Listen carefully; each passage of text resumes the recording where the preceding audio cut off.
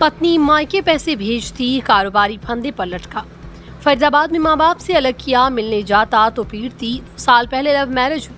फरीदाबाद के बल्लभगढ़ में कपड़ा कारोबारी को कथित तौर पर डराकर शादी करने की कीमत 2 साल बाद अपनी जान देकर चुकानी पड़ी।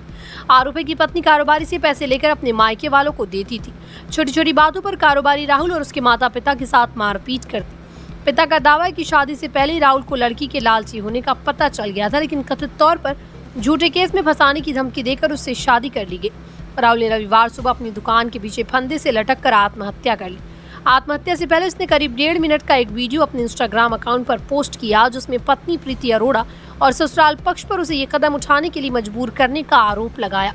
वीडियो में राहुल ने कहा कि वो पत्नी के कहने पर घर में झाड़ू लगाती, बर्तन धोता, लेकिन उसके बावजूद उसके साथ मारपीट की जाती और झूठे केस में फंसाने की धमकी दी जाती थी। सेक्टर 3 पुलिस चौकी के जांच अधिकारी अजीत सिंह के अनुसार परिजनों की शिकायत पर मामला दर्ज कर लिया गया। पुलिस ने पत्नी प्रीति, सास वीना, ससुर बिट्टू और पत्नी की बहन नीति को नामजद किया। बल्लभगढ़ के सेक्टर 3 निवासी राहुल की 2 वर्ष पहले गांधी कॉलोनी निवासी प्रीति से शादी हुई। दोनों पहले से एक दूसरे को जानते थे और बाद में परिवारों की सहमति से विवाह हुआ था। मृतक के पिता कृष्ण गोपाल का आरोप है कि शादी के कुछ समय बाद ही प्रीति का व्यवहार बदल गया और परिवार में विवाद लगातार बढ़ता चला गया। वो अपनी बीवी ज्योति और उसकी मम्मी वीना अरोड़ा और उसके पापा बिट्टू और उसकी बहन गीतू, इनकी वजह से उठा रहा हूँ। मुझे उन्होंने अब तक बहुत दुखी कर रखा है।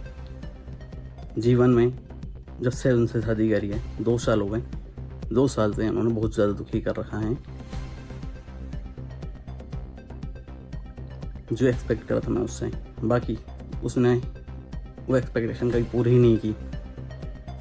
उसने आज तक मुझे हमेशा दुखी करा है। उसका लिए मैं घर में झाड़ू मारता हूँ, पोछा कर देता हूँ, उसके बर्तन धो देता हूँ, सब कुछ करने के बाद भी वो मेरे हरदम खिलाफ रहती है।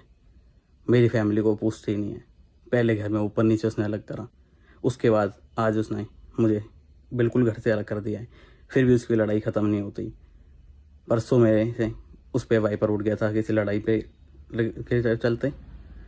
फिर उसने मेरे खिलाफ पुलिस दर्ज केस कराए। बाकी वो भगवान जानता है मैं कितना सही हूँ और वो कितनी सही है।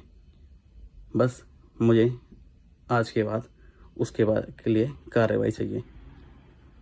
बाकी आज के बाद जो भी मेरा सब कुछ भी है वो सब मेरी बहन और माँ बाप का है और उसके खिलाफ सख्त से सख्त कार्रवाई की जाए।